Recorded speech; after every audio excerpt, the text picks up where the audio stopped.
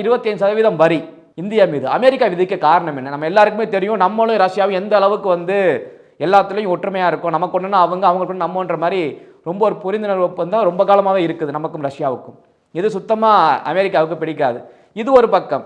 இன்னொரு பக்கம் இந்தியா அமெரிக்காவிலிருந்து இங்கே இறக்குமதி ஆகிற பொருட்களுக்கு எல்லாம் வரி 12%, 13% ரேஞ்சில் போட்டு வச்சிருக்கு. இது என்ன இப்படி இருக்குது அப்படின்னு சொல்லி ட்ரம்ப் பயங்கரமாக பேசினார். நாங்களாம் பாருங்க 2 to 3% தான் நாங்கள் வரி விதிக்கிறோம், இறக்குமதி வரி இந்தியா மேலே. ஆனால் இவங்க மட்டும் 12லேருந்து 13% இந்தியா வரி விதிக்குது அப்படின்னு. உடனே நம்மளுக்கு ஆமாம் இது என்ன இப்படி இருக்குது, அமெரிக்கா நமக்கு 2 to 3% தான் வரி விதிக்குது, அவங்களுக்கு மட்டும் நம்ம ஏன் 12% வரி விதிக்கணும்னு சில பேர் கேள்வி கேட்கலாம்.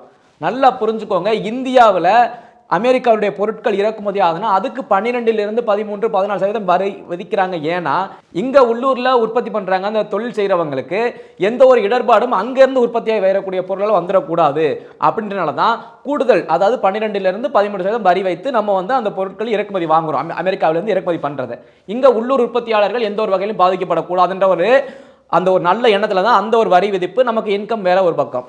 இதை அடிப்படையில் தான் இந்தியா அந்த வரியை விதிச்சது. ஆனால் அமெரிக்கா என்ன சொல்லுது, நாங்கள் 2லிருந்து 3% தான் வரி விதிக்கிறோம் அப்படின்னு.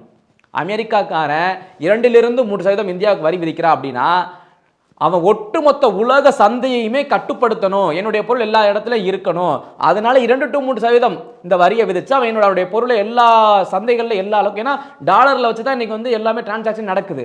ஸோ உலகம் முழுமைக்கும் சந்தையை கட்டுப்படுத்துன்ற ஒரு எண்ணத்தில் தான் அமெரிக்கா 2லிருந்து 3% வரி விதிச்சிட்டு இருந்தது.